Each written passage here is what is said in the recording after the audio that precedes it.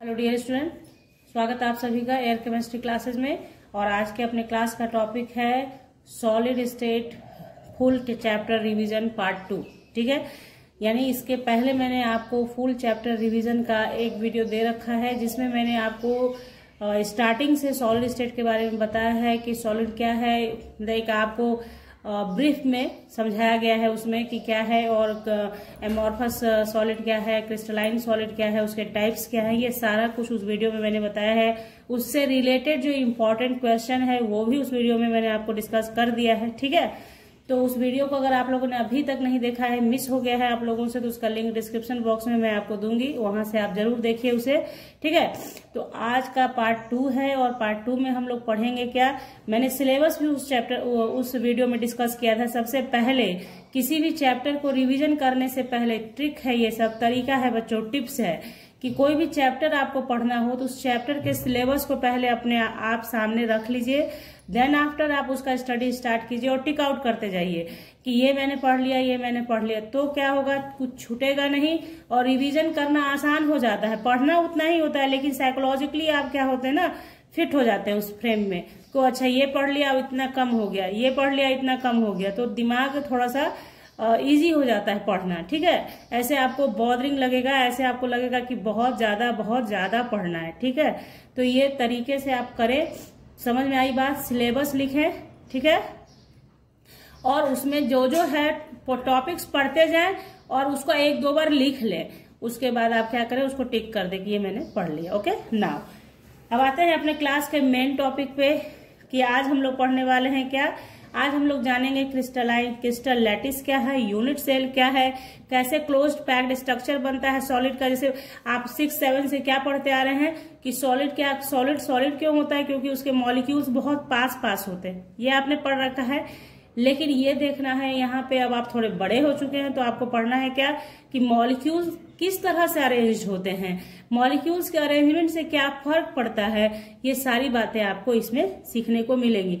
तो जो आपको मैं स्टार्टिंग में क्लास के बता देती हूँ कि जो मैं अभी आपको दिखा रही हूँ स्क्रीन पे, इसका पीडीएफ मैं आपको डिस्क्रिप्शन बॉक्स में अवेलेबल कर दूंगी। अगर आपको नोट्स बनाना होगा तो वहां से कर सकते हैं, अदरवाइज पढ़ते समय जो मेन पॉइंट होगा उसको मैं हाईलाइट करते चली जाऊंगी। आप लोग भी जरूर कीजिएगा दिमाग में उसे हाईलाइट, यानी दिमाग में आपको उतनी सी बात रखनी होती है और आप उसको लिख सकते हैं, खुद से शब्द दे सकते हैं। ओके, तो चलिए, जो समझाना था आपको कि किस तरीके से आपको करना है एग्जामिनेशन के लिए, जब आप रिवीजन करते हैं ना बच्चों, तो आपको पढ़ने का तरीका आना चाहिए कि कैसे पढ़ना है। ठीक है, उसके बाद आपके लिए सब आसान हो जाता है। तो चलिए स्टार्ट करते हैं अपना क्लास। तो देखिए यहाँ पे हम लोग जानेंगे crystal lattice and unit cell. The main characteristic crystalline solid is regular and repeating pattern of constituent particles. मैंने आपको पहले भी बताया है, कंस्टिट्यूएंट पार्टिकल्स का मतलब एटम्स, आयंस, मॉलिक्यूल्स, कुछ भी हो सकता है। तो जब कंस्टिट्यूएंट पार्टिकल्स का रिपीटिंग और रेगुलर पैटर्न होता है, यही है खासियत किसकी, क्रिस्टलाइन सॉलिड की। तो क्रिस्टलाइन सॉलिड कब बनता है, जब आप जो आपका कंस्टिट्यूएंट पार्टिकल्स है इसमें उसको पॉइंट के रूप में हम लोग दिखाते हैं। आप सॉलिड स्टेट में देखेंगे गोल गोल बना के स्फेयर की तरह दिखाते हैं। तो पॉइंट जब आप regular 3 dimensional arrangement of points in space is called space lattice. तो ये चीज आपको याद रखना है, रेगुलर एंड रिपीटिंग, मतलब इररेगुलर नहीं होता है इसका। क्रिस्टलाइन सॉलिड पहले भी बताया गया है आपको, रेगुलर पैटर्न होता है। बस याद ध्यान में कैसे रखना है कि ये क्या होता है, 3 डायमेंशनल अरेंजमेंट होता है रेगुलर पैटर्न में। ठीक है, तो ये आप अंडरलाइन कर लें कि regular 3 dimensional arrangement of points in space is called space lattice. Okay, अब देखिए, तो देखिए कैरेक्टरिस्टिक क्या है, each point in a lattice is called lattice point और लैटिस साइड। मतलब प्रत्येक पॉइंट जो भी रहता है आपके क्रिस्टलाइन सॉलिड में उसे क्या कहते हैं, पॉइंट लैटिस कहते हैं या लैटिस साइड कहा जाता है। Each point in lattice represented 1 constituent particles. समझ में आ गई बात? जो आप पॉइंट डालते हैं यहाँ, जैसे ये पॉइंट बना हुआ है ना इस फिगर में, तो ये कंस्टिट्यूएंट पार्टिकल्स को शो करता है। वो आयंस हो, एटम्स हो, मॉलिक्यूल्स हो, कुछ भी हो सकता है। ठीक है, इस 3rd नंबर का कैरेक्टरिस्टिक है। आ सकता है आपको क्वेश्चन कि स्पेस लैटिस का कैरेक्टरिस्टिक लिखें 2 नंबर का, आ सकता है ये क्वेश्चन, ठीक है। Lattice points are joined by straight line to bring out the geometry of the lattice. तो पॉइंट को क्या करते हैं हम लोग स्ट्रेट लाइन से अटैच करते हैं, क्यों करते हैं? ताकि एक खास प्रकार का ज्योमेट्री उभर कर सामने है जो आप पढ़ते हैं, क्यूबिकल है, टेट्रागोनल है। तो ये सब जब आप लाइन अटैच करेंगे तभी आपको पता चलेगा कि दिया गया जो आपका लैटिस है वो किस स्ट्रक्चर का है। बात आ गई समझ में? तो देखिए यहाँ पे मैंने आपको बनाया है 3 डायमेंशनल क्यूबिक लैटिस है, ये 3 डायमेंशनल है, ठीक है। इसी का जो एक पार्ट होता है जिसको अलग से यहाँ दिखाया गया है, तो क्रिस्टलाइन सॉलिड तो क्या हुआ, 3D फिगर हो गया, 3 डायमेंशनल अरेंजमेंट हो गया। उसी 3 डायमेंशनल अरेंजमेंट का जो सबसे छोटा स्मॉलेस्ट पार्ट हुआ वो कहलाता है क्या, यूनिट सेल, ठीक है। तो हो सकता है यूनिट सेल आपको आएगा, वो ऑब्जेक्टिव क्वेश्चंस में भी आ सकता है, और 1 मार्क्स का जो क्वेश्चन आता है जिसमें आप लिखते हैं कुछ, उसमें भी आ सकता है। तो यूनिट सेल क्या है, smallest part of crystalline solid is called unit cell, ठीक है। समझ में आ रही है बात? तो चलिए देखते हैं यूनिट सेल के बारे में और जानेंगे। देखिए, it is smallest portion of crystalline lattice which when repeated in different direction generate a entire lattice. समझ में आ गई बात? सबसे छोटा पार्ट होता है और जब इसी यूनिट सेल को नंबर ऑफ टाइम्स आप रिपीट करते हैं तो वो आपके लैटिस में कन्वर्ट हो जाता है। अब देखिए यूनिट सेल की खासियत क्या है। अब यूनिट सेल को का कैरेक्टरिस्टिक जानेंगे आप, ठीक है। अभी से पहले जो जान रहे थे वो लैटिस का था, ठीक है। तो देखिए यूनिट सेल को जो है उसमें यहाँ पे क्या है आपको, its dimensions along the 3 axes ABC। तो इसको क्या करते हैं, कैरेक्टराइज करते हैं 2 फॉर्म में। एक तो आपका क्या, एड्स जो उसका किनारा है उसके ये से, और दूसरा आप किसे करेंगे, एंगल बिटवीन द एड्स, ठीक है। तो क्या करते हैं, देखिए ABC मान लिया कि किनारा क्या है इसका, ABC है, और उसी के बीच में बनने वाला एंगल क्या है, अल्फा बीटा गामा, ठीक है। तो यहाँ पे जो मेंशन किया गया है, जो बता रही हूँ, ठीक है। तो यहाँ पे क्या है, जैसे मान लो ऐसे A और C के बीच में बीटा बना, और B एंड C के बीच में अल्फा, और A एंड B के बीच में गामा। तो ये जो आप देख रहे हैं एड्स है ना, लेंथ ऑफ साइड, और दूसरा एंगल बिटवीन द साइड्स, इन दोनों के माध्यम से ही क्या होता है, कैरेक्टराइज्ड होता है कौन, यूनिट सेल, ठीक है। उसी के आधार पर यहाँ पे देखिए यूनिट सेल को 2 पार्ट्स में डिवाइड किया जाता है, 2 कैटेगरीज में। एक है प्रिमिटिव यूनिट सेल और दूसरा है centred unit cell. Unit cell ध्यान रखिए, यूनिट सेल को किया गया है 2 पार्ट्स में डिवाइड, एक प्रिमिटिव यूनिट सेल, दूसरा सेंटर्ड यूनिट सेल, ठीक है ना। तो देखिए प्रिमिटिव यूनिट सेल क्या है,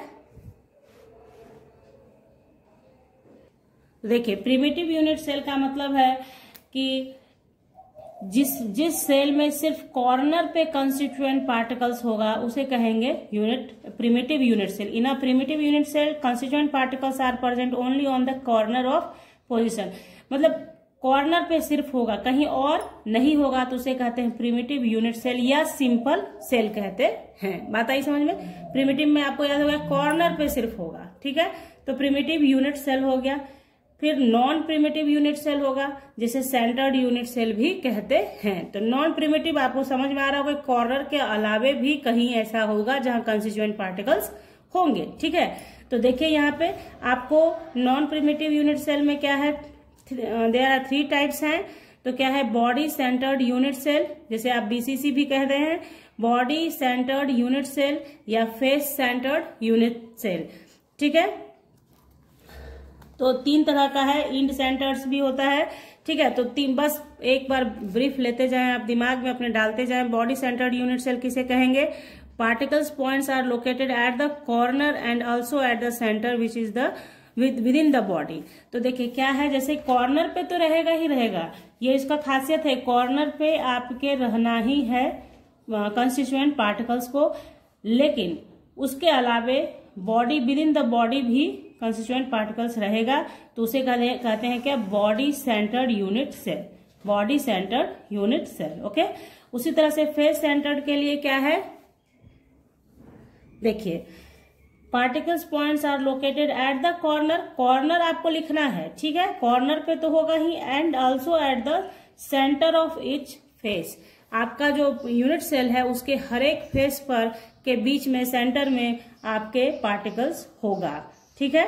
तो ये चीज दिखाया गया है यहाँ पे, आपका जो क्यूबिक शेप होता है, उस क्यूबिक शेप का जो फेस है उसमें आप हर जगह डालेंगे। यहाँ पे 2 डाला गया है, इसका रीजन समझ में आ रही बात, एक पीछे का है एक आगे का है, ठीक है। मतलब आप जब डब्बा तैयार करते हैं तो होता है ना, तो इधर सामने भी होगा तो उसके पीछे भी तो फेस पे होगा, उसी को दिखाने के लिए यहाँ पे 2 है, ठीक है। तो हो गया फेस सेंटर्ड यूनिट सेल। तो ये देखिए, अब नेक्स्ट है end centred unit cell. Particles points are located at the corner and also at the centres of end faces और centres of any 2 opposite faces. End faces मतलब नहीं समझ में आ रहा है आपको तो समझिए ऐसे कि किसी भी 2 अपोजिट फेस पर आपके क्या होगा, पार्टिकल्स प्रेजेंट होंगे। ये आप आइदर यहाँ कर सकते हैं, आइदर यहाँ कर सकते हैं, अपोजिट फेस होना चाहिए, ठीक है। इसलिए यहाँ पे मैंने मेंशन किया, बच्चों को यहाँ होती है परेशानी कि अब इंड फेस कैसे पहचानेंगे। तो इंड फेस पहचानना नहीं है आपको बनाना है और 2 अपोजिट फेस पे पार्टिकल्स डाल दिया तो उसी को कहते हैं इंड सेंटर्ड यूनिट सेल। तो यूनिट सेल है ये।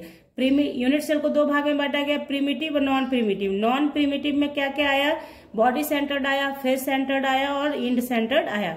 तीनों के बारे में आपने जानकारी, बस आपको अपना फिगर आउट दिमाग में फिगर को कर लेना है। बॉडी सेंटर्ड में क्या था, इंड सेंटर्ड में क्या था और फेस सेंटर्ड में क्या था। और सबसे मार्केबल, अब आइए आप जो नोट करके लिखा है इसको एकदम दिमाग में नोट कर लीजिए। Number of lattice point in simple cubic unit cell में क्या होगा, 8 होता है, क्योंकि सिर्फ कॉर्नर पे प्रेजेंट होता है आपका पार्टिकल्स, इसलिए उसमें क्या हो गया, 8 हो गया।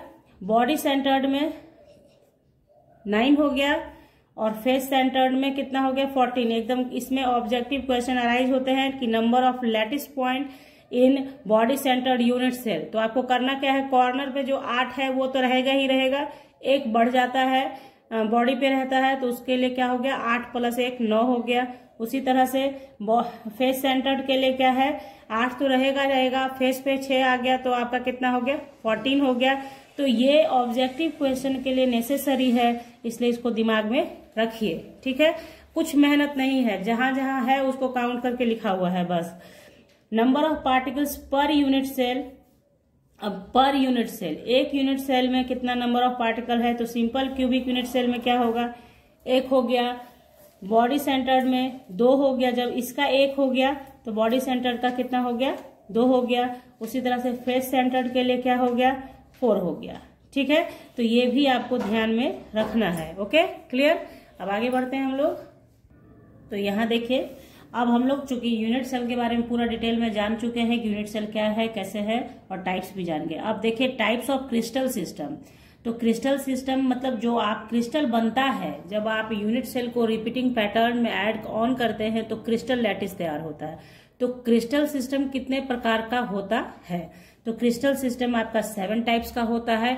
और यहाँ पे जानने की बात यह है कि क्रिस्टल सिस्टम जो होगा उसमें कितने प्रकार का पॉसिबल वेरिएशन होगा, ठीक है।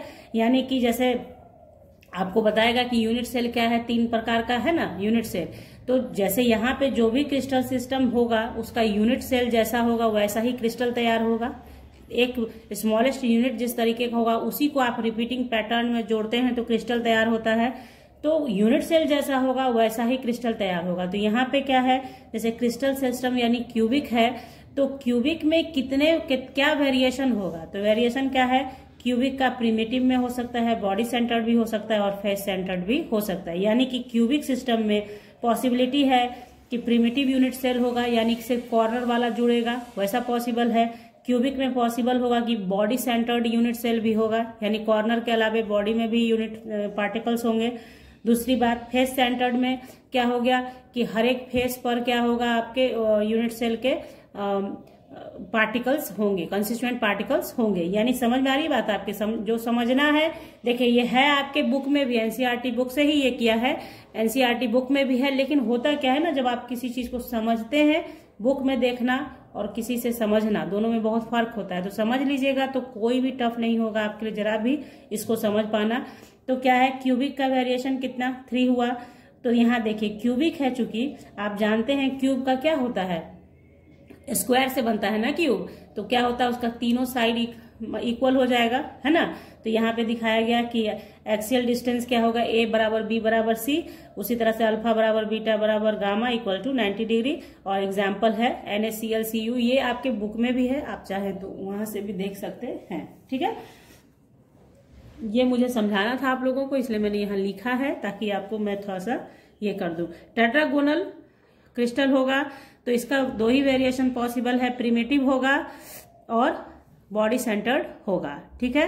प्रिमिटिव ऑलमोस्ट सब में है, प्रिमिटिव यूनिट सेल यानी कॉर्नर वाला सब में रहेगा, सिर्फ बाकी का जो है नॉन प्रिमिटिव में चेंज करेगा कि वो आपको बॉडी सेंटर्ड होगा, फेस सेंटर्ड होगा, किसी में इन सेंटर्ड होगा, इस टाइप से। तो टेट्रागोनल में क्या होगा, प्रिमिटिव तो रहेगा ही रहेगा, ये दिमाग में आपने बैठा लिया कि सब में प्रिमिटिव होगा, बाकी बचा नॉन प्रिमिटिव में। आइए तो टेट्रागोनल में क्या होगा, बॉडी सेंटर्ड होगा, उसके बाद कुछ भी नहीं होगा, यानी फेस सेंटर्ड और इन सेंटर्ड इसमें नहीं होगा। इसका क्या है, एक्सियल ए बराबर B is not equal to C, यानी दो बराबर होगा, तीसरा बराबर नहीं होगा। अल्फा बीटा गामा 90 डिग्री के बराबर होगा। ऑर्थोरोम्बिक, तो ऑर्थोरोम्बिक एक इकलौता ऐसा है जिसमें चारों पाया जाएगा, ठीक है। प्रिमिटिव होगा, फिर बॉडी सेंटर्ड भी होगा, फेस सेंटर्ड भी होगा, इन सेंटर्ड भी होगा ऑर्थोरोम्बिक में, ठीक है। तो देखिए इसको अगर दिमाग में भी रखने की जरूरत होगी तो कोई भारी काम नहीं है। ऑर्थोरोम्बिक में चारों है, बाकी किसी में चारों नहीं होगा, ठीक है। तो orthorhombic A not equal to B not equal to C, यानी कोई भी एड्स एक दूसरे से बराबर नहीं होगा, लेकिन अल्फा बीटा गामा 90 के बराबर होगा, ठीक है। उसी तरीके से देखिए हेक्सागोनल होगा, 4th नंबर पे है। तो हेक्सागोनल का सिर्फ और सिर्फ प्रिमिटिव प्रेजेंट होगा, प्रिमिटिव होगा, कोई और नहीं होगा इसमें, नॉन प्रिमिटिव का कोई वेरिएशन इसमें दिखाई नहीं दे रहा है। तो हेक्सागोनल प्रिमिटिव हो गया, लेकिन क्या है, चूंकि ये हेक्सागोनल शेप है तो ए बराबर बी होगा लेकिन सी नहीं बराबर होगा, ठीक है। तो लेकिन अल्फा बीटा गामा 90 होगा, और चूंकि हेक्सागोनल है तो अल्फा बीटा 90 हो गया, गामा 120 हो गया, ठीक है। शेप अलग है इसलिए एंगल पे भी फर्क पड़ेगा। फिर उसी तरह से देखिए रोम्बोहेड्रल और ट्राइगोनल है।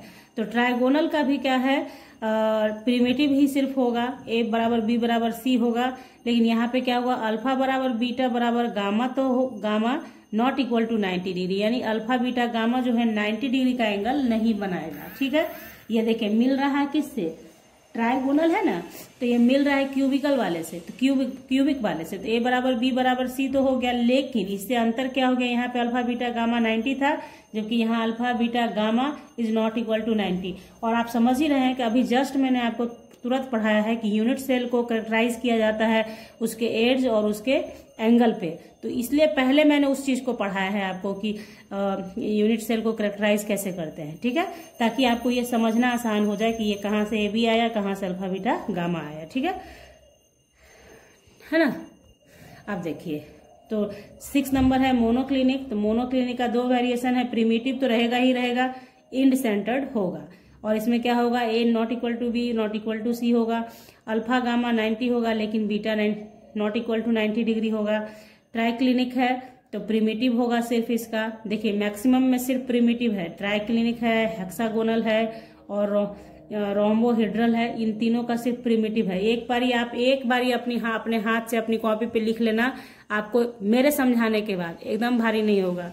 ऑर्थोरोम्बिक में भी 4 ही होता है जो कि आपको बताया गया है। ऑर्थोरोम्बिक में ही सबसे, देखिए ऑर्थोरोम्बिक में सबसे ज्यादा, उससे के बाद क्यूबिक में, ठीक है, और उसके बाद क्या है टेट्रागोनल, और मोनोक्लिनिक में 2, बाकी में तो सिर्फ प्रिमिटिव होता है। ओवरऑल जब आप ऐड कीजिएगा तो टोटल निकल कर ये वेरिएशन आएगा कितना, 14। इसी 14 को ना ब्रेविज लेटिस कहते हैं।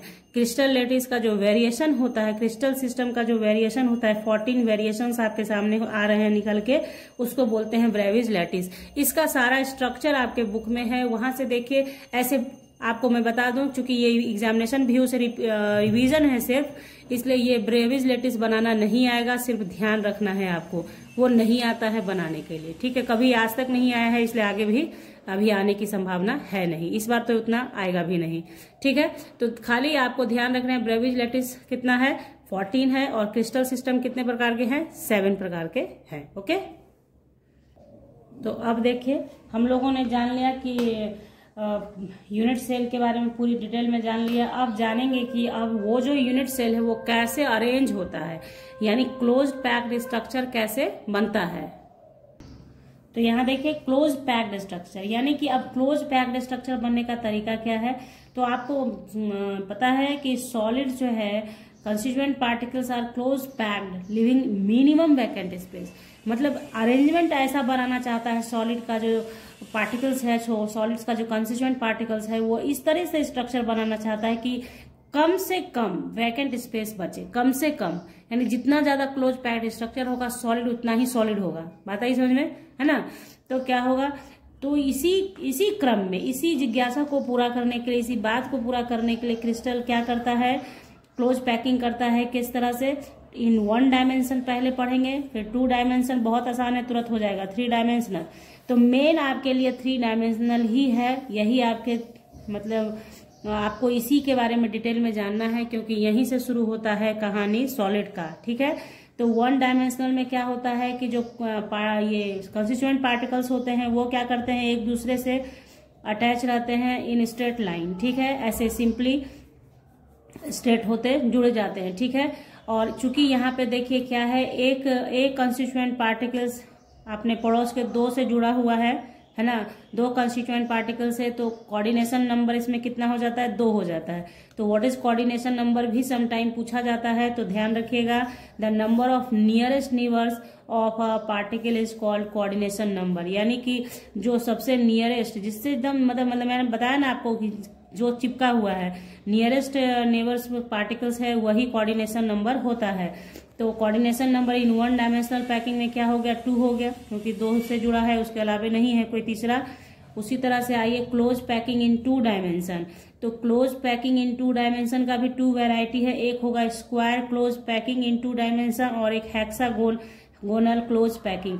भारी नहीं है, आप देखिए अरेंजमेंट का क्या हिसाब किताब है, उसके हिसाब से ये दोनों नाम हो गया। तो जब आपने पहले 1 डायमेंशन समझ लिया कि 1 डायमेंशन बना लिया, अब इसी 1 डायमेंशनल क्लोज पैकिंग स्ट्रक्चर को एक पैटर्न में सजाएंगे तो स्क्वायर हो जाएगा, और दूसरा सजाएंगे तो हेक्सागोनल हो जाएगा। इससे टफ नहीं है, जरा सा भी तुरंत आपके समझ में आ जाएगा। तो देखिए स्क्वायर क्लोज पैकिंग में क्या होगा, जो आपका 1 डायमेंशनल जो आपने बनाया ना, उसको 1 मतलब 1 अबव अनदर पे रखते जाइए आप, ठीक है। तो वो क्या हो जाएगा, देखिए exactly above those the first row, मतलब एग्जैक्टली ऊपर रखते जाइए, तो उसे क्या हो जाएगा, है ना, उससे जो स्ट्रक्चर बनकर सामने आएगा उसे बोलते हैं क्या, square close packing in 2 dimension, ठीक है। मतलब एक 1 डायमेंशनल बनाया, जस्ट उसके ऊपर दूसरा बना दिया। तो जैसे यहाँ पे कि ए दिखाने का अर्थ ये है कि इसमें क्या है, 1 डायमेंशनल जैसा एक है वैसा ही दूसरा आपने रख दिया। तो 2 सब मान लीजिए पहले वाले को ए दिया, तो चूंकि दूसरा भी सेम है तो दूसरा भी ए हो गया, तीसरा भी सेम है तो ए हो गया। तो इसे ए टाइप अरेंजमेंट भी बोल सकते हैं आप, यानी सेम टाइप का अरेंजमेंट है, ए टाइप अरेंजमेंट हुआ।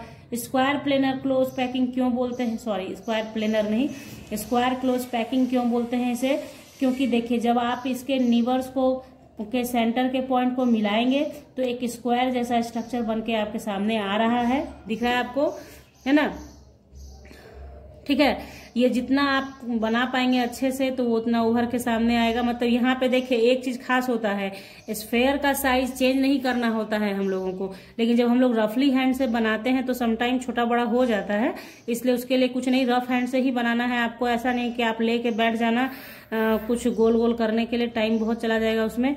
तो यहाँ देखिए स्क्वायर प्लेनर हो गया, प्लेनर बोलने की आदत हो गई है, स्ट्रक्चर होता है स्क्वायर प्लेनर, खैर स्क्वायर, ठीक है। तो कोऑर्डिनेशन नंबर इक्वल टू 4, क्यों, क्योंकि इसका जो मान लो आपने इसको ऑब्जर्व किया तो इसके निवर में 1 है 2 है, जो चिपका हुआ है उसी को निवर बोलते हैं। ऐसा नहीं कि ये भी इसके निवर में नहीं हो गया, ये जो आपका है इससे ये सटा हुआ है पूरा, ये सटा हुआ, ये सटा हुआ, ये सटा हुआ, यही कोऑर्डिनेशन नंबर हो गया। बात आ गई समझ में आपके, कोई दिक्कत नहीं, समझते जाइएगा, क्योंकि अगर आपने समझ लिया एक बार ही ना तो सॉलिड स्टेट हलवा हो जाएगा, ठीक है। आजकल तो सब कुछ हलवा हो गया है।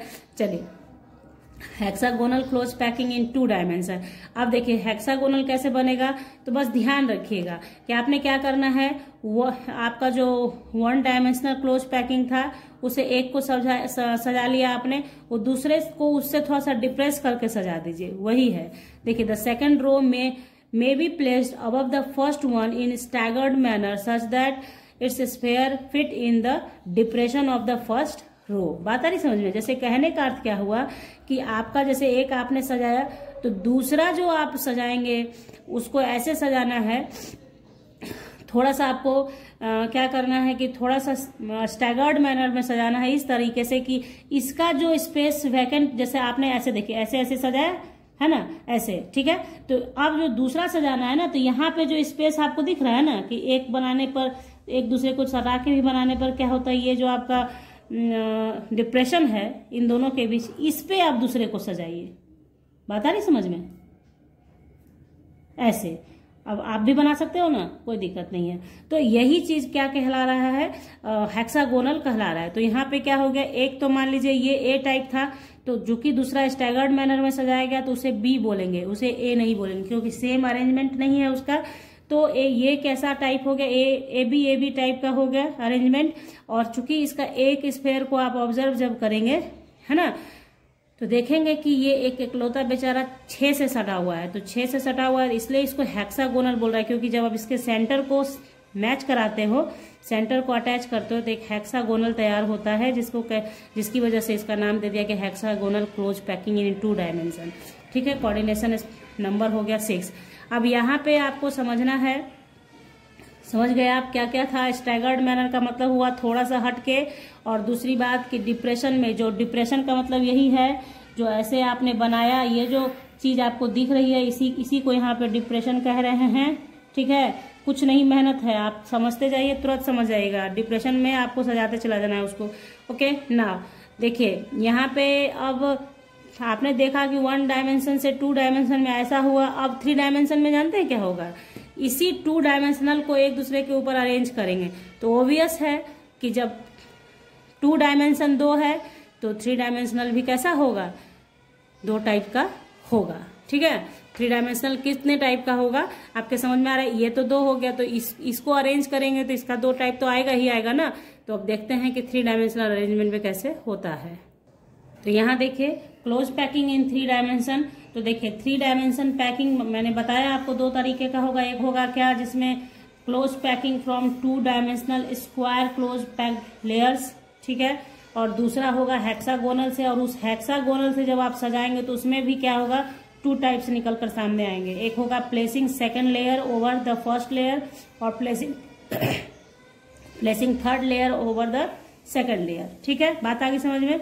मेन 2 टाइप्स होगा, लेकिन हेक्सागोनल में क्या होगा, तो आपका चूंकि ए बी टाइप का पैटर्न है ना, इसमें ए बी टाइप का, तो इसमें भी 2 वैरायटीज आपके सामने आएंगे। ठीक है, तो कोई मेहनत नहीं है, फटाक से देखिए 3 डायमेंशनल आपका जो होगा इसमें क्या होगा, the lattice generated is the simple cubic lattice and its unit cell is primitive cubic unit cell. ठीक है, प्रिमिटिव होगा यानी constituent particles over only on corner of the unit cell होंगे। ठीक है,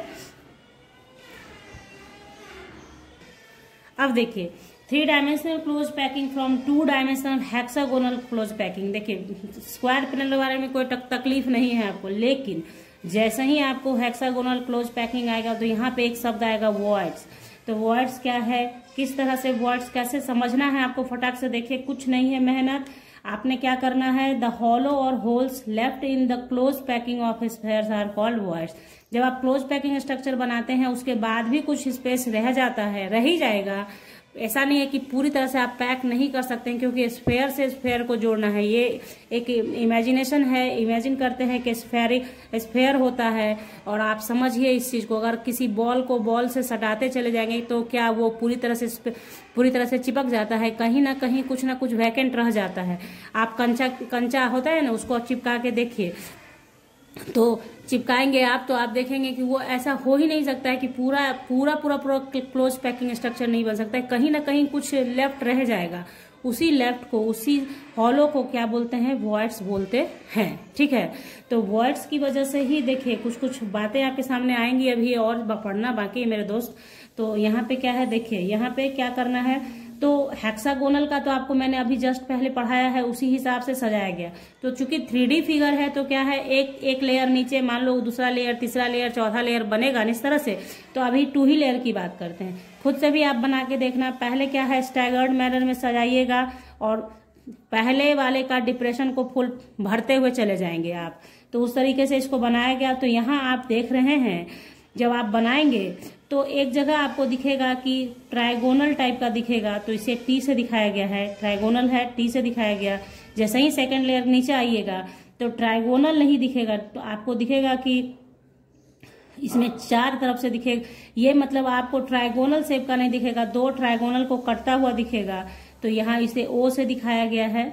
ठीक है, इसे आप बनाएंगे खुद से भी तो आपका ज्यादा क्लियर होगा। उसे देखिए, उससे यहाँ पे अगर नहीं समझ में आ रहा है आप लोगों को तो आप ये काम कीजिए कि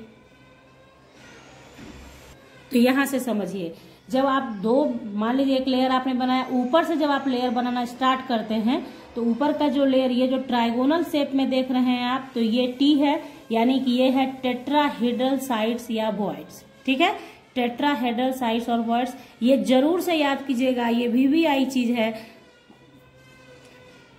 ठीक है, ठीक है, देखिए, when a sphere in the second layer is placed above the voids between 3 spheres which are touching one another, a tetrahedral voids produced। कोई दिक्कत है?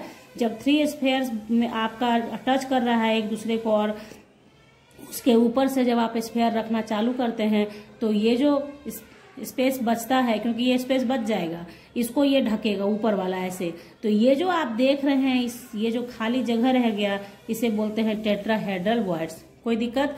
अगर दिक्कत हो बच्चों तो कमेंट सेक्शन में जरूर बताइएगा। मैंने पूरा मतलब ये जो वॉइड्स का मैं बच्चों को पढ़ाती हूँ, बहुत परेशान होते हैं बच्चे, नहीं समझते हैं, उसके लिए मैंने इतना कोशिश करी है कि आपको समझ में आए। कि चूंकि आप मेरे सामने नहीं हैं, कैमरे के उधर हैं, इसलिए पूरा प्रयास है मेरा कि आप लोगों को समझाया जा सके। टेट्राहेड्रल साइड्स आप समझ चुके हैं। अब देखिए ऑक्टाहेड्रल साइड के लिए क्या करेंगे, ऑक्टाहेड्रल वॉइड्स का। तो क्या है, the voids formed by 2 equilateral triangles with apices in opposite direction is called octahedral void। ठीक है, यानी कहने का अर्थ ये हुआ कि जब आपको यहाँ पे जो बताया गया, ठीक है, आप बना लेते हैं और दूसरा जैसे ही बनाते हैं तो देखिए यहाँ पे क्या है, तो यहाँ देखिए इसका कहने का अर्थ ये है कि मान लीजिए कि यहाँ 2 इक्विलैटरल ट्रायंगल जैसा है और उसको जैसे उसका एपिसेज आपका अपोजिट डायरेक्शन में हो इस तरह से, तो ये जो स्पेस बना, ये जो बीच में आप स्पेस देख रहे हैं, इसी को बोलते हैं ऑक्टाहेड्रल वॉइड्स। उसी चीज को यहाँ पे दिखाया गया है आपको। मतलब समझ में आ रही बात आपके कि इक्विलैटरल ट्रायंगल ऐसे हुआ, इसका एपिसेज आपको अपोजिट करना है, लेकिन ये कट करेगा। तो ये ऐसे कट करने की वजह से क्या है, यहाँ पे जो स्पेस बचेगा उसी को बोलते हैं ऑक्टाहेड्रल वॉइड्स। क्यों बोलते हैं, देखिए ये कितने को टच करेगा, देखिए 1 साइड, 2, 3, फिर ये आपका 4, 5, 6। तो इस तरीके से ये हो गया ऑक्टाहेड्रल वॉइड्स। तो ये दोनों चीजें हैं, आपको दिमाग में रखनी है। ठीक है, यहाँ देखिए अब जो आपने वॉइड्स पढ़ा है उससे रिलेटेड यहाँ पे जो मेन चीज है, इसको स्टार करके लिखिएगा, दिमाग में रखना है आपको। If the number of close packed sphere be N, then अगर मान लीजिए number of close packed sphere कितना है, एन है, यानी पैकिंग का जो स्फीयर है उसका अगर नंबर एन है तो नंबर ऑफ ऑक्टाहेड्रल वॉइड्स कितने होंगे, एन होंगे। जबकि नंबर ऑफ टेट्राहेड्रल वॉइड्स कितने होंगे, 2n। यानी अगर आपको कंस्टिट्यूएंट पार्टिकल्स का नंबर दे रखा होगा, न्यूमेरिकल प्रॉब्लम इससे बनाया जाता है, अगर कंस्टिट्यूएंट पार्टिकल्स का नंबर दे रखा है तो आप बता सकते हैं कि नंबर ऑफ ऑक्टाहेड्रल वॉइड्स कितने होंगे या नंबर ऑफ टेट्राहेड्रल वॉइड्स कितने होंगे। यानी अगर आपको नंबर ऑफ कंस्टिट्यूएंट पार्टिकल्स 5 है तो आप बोल सकते हैं कि नंबर ऑफ ऑक्टाहेड्रल वॉइड्स कितने होंगे, 5 होंगे, और नंबर ऑफ टेट्राहेड्रल वॉइड्स कितने होंगे, 5 × 2 यानी 10 होंगे। ठीक है, तो इस तरीके से ये जरूर से दिमाग में रखिए। अभी जस्ट आपके लिए आएगा प्रॉब्लम तो आप बनाएंगे उसे। ठीक है, तो देखिए अब देखिए placing third layer over the second layer, जो बताया गया आपको कि थर्ड लेयर को सेकंड लेयर पे प्लेस करना है, तो इससे दो तरह का स्ट्रक्चर बोलेंगे बनेगा, हेक्सागोनल क्लोज पैक्ड या क्यूबिक क्लोज पैक्ड। तो देखिए होगा क्या, हेक्सागोनल क्लोज पैक्ड की HCP से बोलेंगे शॉर्ट फॉर्म में HCP। तो ये क्या करेगा, कवरिंग टेट्राहेड्रल वॉइड्स, ये क्या करेगा, कवर करेगा किसको, टेट्राहेड्रल वॉइड्स को। यानी यहाँ पे देखिए शुरुआत में ही कहा गया कि क्लोज पैकिंग स्ट्रक्चर का मतलब होता है कि मिनिमम वैकेंट स्पेस छोड़ने की कोशिश करता है। तो मिनिमम स्पेस के लिए क्या है, यहाँ पे कोशिश होगी कि कवर किया जाए किसको, जो स्पेस बच रहा है। आपको वॉइड्स का मतलब बताया गया कि पैकिंग में भी जो स्पेस बच जाता है, जो लेफ्ट बच जाता है जगह, उसे बोलते हैं वॉइड्स। तो ये हेक्सागोनल क्लोज पैक्ड क्या करेगा, कवर करेगा किसको, टेट्राहेड्रल वॉइड्स को। और इसका पैटर्न क्या होगा, AB टाइप होगा। उसी तरह से क्यूबिक में क्या होगा, ये कवर करेगा किसको, ऑक्टाहेड्रल वॉइड्स को। और इसका पैटर्न ABC टाइप होगा, यानी कि C जो आप देख रहे हैं इसका अरेंजमेंट नेक्स्ट दूसरे टाइप का होगा। जैसे इसमें क्या है, A एक जैसा होगा, B एक जैसा होगा, इसमें ABC है, यानी कि तीनों के तीनों डिफरेंट पैटर्न का होगा। यहाँ ABC लिखने का अर्थ यही है कि ये फर्स्ट है तो मान लीजिए ये दूसरे टाइप से अरेंजमेंट होगा, ये दूसरे टाइप से, ये तीसरे टाइप से, है ना। तो ये हो गया। तो देखिए तो यहाँ पे दिखा दिया है मैंने HCP क्या है, यानी आपका ये हेक्सागोनल क्लोज पैक्ड क्या है, tetrahedral voids of the second layer may be covered by the sphere of third layer. तो यहाँ पे आपको शो किया गया है, देखिए यहाँ पे AB टाइप का है। तो पहले आपको क्या करना है, tetrahedral voids of second layer लिखा गया है ना, देखिए tetrahedral voids of second layer. तो सेकंड लेयर ये है, तो इसका टेट्राहेड्रल वॉइड बना है, ये देखिए ट्राइगोनल टाइप का है। इसको कवर करना है आपको किससे, थर्ड लेयर से, ठीक है। तो क्या हो जाएगा, तो इसे इस स्ट्रक्चर को क्या बोलेंगे हम लोग, HCP। बस ध्यान रखिएगा कि टेट्राहेड्रल वॉइड्स को कवर करेगा तो HCP बनेगा, ऑक्टाहेड्रल वॉइड्स को कवर करेगा तो क्यूबिक क्लोज पैक्ड बनेगा। इसमें एग्जांपल है metal like beryllium, magnesium, zinc, ये सब क्या है आपका HCP बनाता है, यानी कि हेक्सागोनल क्लोज पैक्ड स्ट्रक्चर बनाता है। ओके, उसके बाद देखिए, तो देखिए क्यूबिक क्लोज पैक्ड में क्या होगा कि आपका जो ऑक्टा, देखिए थर्ड लेयर में be placed above the second layer in manner such that it's sphere cover the octahedral voids. इतना ही आपको रखना है, ठीक है, दिमाग में कि ऑक्टाहेड्रल, इसलिए मेन पॉइंट्स को मैं आगे में लिख देती हूँ आपके कि ऑक्टाहेड्रल वॉइड्स को कवर करेगा तो वो CCP अरेंजमेंट होगा। तो यहाँ पे दिखाया गया है, देखिए कि पहले तो ऑक्टाहेड्रल वॉइड्स आपको शो करना है कि ऑक्टाहेड्रल वॉइड्स, थोड़ा सा पिक्चर ऊपर नीचे हो जाता है बच्चों, तो उसके लिए ध्यान मत देना, आपके बुक में भी बना हुआ है, वहां से भी आप इसे देख सकते हो, कर सकते हो। ओके, तो देखिए कुछ नहीं है, बस पैटर्न याद रखना है कि ABC टाइप का होगा। चल A अलग होगा, फिर B अलग होगा और C भी अलग टाइप का होगा। क्यों ऐसे, देखिए यहाँ पे A और A तो एक जैसा है, यहाँ पे B का क्या हुआ, अपोजिट। देखिए अभी बताया गया आपको कि ऑक्टाहेड्रल वॉइड्स कब बनता है, जब इक्विलेटरल ट्रायंगल का एपिसेस जो हो अपोजिट डायरेक्शन में हो। तो यहाँ पे क्या दिखा रहा है, ये ऐसे बन रहा है, ये ऐसे बन रहा है, तो ये दोनों जब मर्ज करेगा तो ऑक्टाहेड्रल वॉइड्स बनेगा। उस ऑक्टाहेड्रल वॉइड्स को भरने के लिए CCP स्ट्रक्चर बनेगा। ठीक है, बात आई समझ में। तो जो भी बातें बताई जाएं उसको बहुत ध्यान से सुनिए, तब आपके समझ में आता है। मेटल्स लाइक आयरन है, निकल है, कॉपर, सिल्वर, ये सब जो भी है, ये सब किस तरह का स्ट्रक्चर बनाता है, CCP स्ट्रक्चर बनाता है। तो इसको याद करना होता है फॉर ऑब्जेक्टिव क्वेश्चन, यानी 1 नंबर का क्वेश्चन आता है, उसके लिए आपको ध्यान रखना होता है। अब देखिए, जो इतना आपने मेहनत से पढ़ा है उसका यूज क्या है, formula of compounds and number of voids field. अब आपका यहाँ पे जैसे वॉइड को फील्ड करता है, फॉर्मूला ऑफ कंपाउंड कैसे मतलब अगर नंबर ऑफ वॉइड्स दिया हुआ है यानी टाइप्स ऑफ वॉइड्स दिया हुआ है तो आप किस तरह से फॉर्मूला फाइंड आउट कर सकते हैं। तो देखिए, इन आयोनिक सॉलिड की बात हो रही है यहाँ पे, the bigger ions usually anions, bigger ions usually कौन होता है, अनायंस होता है, फॉर्म क्लोज पैक्ड स्ट्रक्चर, यानी क्लोज पैक्ड स्ट्रक्चर बनाने में कौन आएगा आगे, अनायन आएगा, यानी स्फेयर के रूप में जब आप बनाएंगे तो वो अनायन होगा। And smaller ions usually cations occupy the voids. समझ में आ रही बात। जब आप आयोनिक कंपाउंड लेते हैं तो उसमें अनायंस स्फेयर के रूप में क्लोज पैकिंग स्ट्रक्चर बनाता है, और कटायन का काम क्या है, जो लेफ्ट ओवर रह गया अनायन के थ्रू उसको वो भरता है। बात आ रही समझ में। अनायन ने जो लेफ्ट छोड़ दिया, वॉइड्स छोड़ दिया, उसे कौन भरेगा? कटायन भरेगा, क्योंकि उसका साइज छोटा होता है। ठीक है, अब यहाँ पे बहुत जरूरी है, जानिए, if cation is small enough then tetrahedral, इसको आपको अगर याद करना पड़ेगा तो याद करना पड़ेगा। If cation is small enough, यानी बहुत छोटा हो कटायन, तो वो क्या करेगा? Then tetrahedral voids are occupied. अगर क्वेश्चन में दिया है कि कटायन स्मॉल एनफ यानी बहुत छोटा है, तो वो टेट्राहेड्रल वॉइड्स को फुलफिल करेगा, यानी भरेगा। वो ऑक्टाहेड्रल को नहीं भर पाएगा, क्योंकि ऑक्टाहेड्रल वॉइड्स बड़ा होगा। If bigger than octahedral voids occupied. बात आ रही है आपके समझ में? एक तो क्लियर है कि वॉइड्स को कौन भरेगा? कटायन भरेगा। अब कटायन भी अगर बहुत ज्यादा छोटा है तो वो टेट्राहेड्रल वॉइड्स को भरेगा। अगर कटायन आपका थोड़ा सा भी बिगर है तो वो ऑक्टाहेड्रल वॉइड्स को भरेगा। नोट करके लिखिए, नॉट ऑल ऑक्टाहेड्रल और टेट्राहेड्रल वॉइड्स आर ऑक्युपाइड। ऐसा पॉसिबल ही नहीं है कि सारा का सारा टेट्राहेड्रल और ऑक्टाहेड्रल वॉइड्स को फुलफिल कर दिया जाए, भर दिया जाए। तो ये मैं नोट करके इसलिए लिखाती हूँ ना कि ऑब्जेक्टिव क्वेश्चन कहीं से भी आ सकते हैं, इसलिए इसको लिखा कीजिए, किया कीजिए आप लोग भी। ठीक है, तो चलिए अब एक जल्दी से एक क्वेश्चन यहाँ पे दिया हुआ है, इसको हम लोग तुरंत डिस्कस कर लेते हैं। ठीक है ना, देखिए एक क्वेश्चन है, a compound is formed by two elements x and y। ठीक है, atoms of the element y as anion, y क्या है? अनायन है। Make CCP and those of element x as cation. ठीक है, आपने समझ लिया कि y जो है अनायन है और वो मेक करता है क्या? CCP, cubic closed packed structure बनाता है। और those of element x as cation, x को कटायन माना है।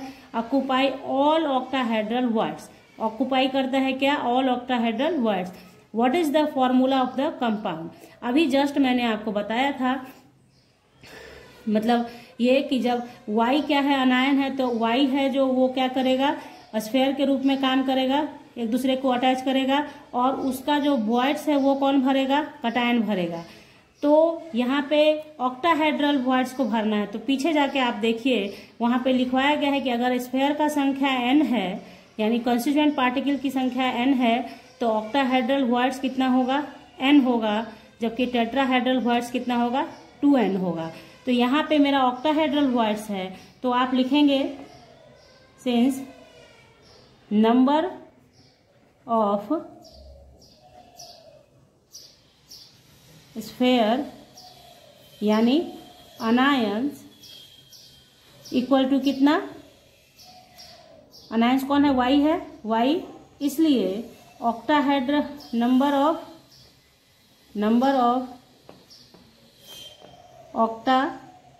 ऑक्टाहेड्रल वॉइड्स इक्वल टू कितना? y होगा ना, सेम होगा, इसका जितना होगा उतना ही होगा। जब रेशियो आप करेंगे इसका, तो देखिए नंबर ऑफ वॉइड्स सेम होगा, तो यहाँ पे y लिखा, और चूंकि वॉइड्स को भरता कौन है? कटायन भरता है। वॉइड्स को भरता कौन है? कटायन।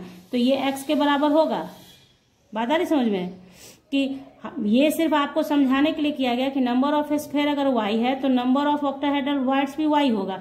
तो y को कौन भरेगा? वॉइड्स को कौन भरेगा? कटायन भरेगा, जो है x। ठीक है, तो आप क्या देख रहे हैं यहाँ पे? स्फेयर का संख्या y और कटायन भी, अनायन y, और यहाँ पे वॉइड्स के लिए कटायन है तो x हो गया।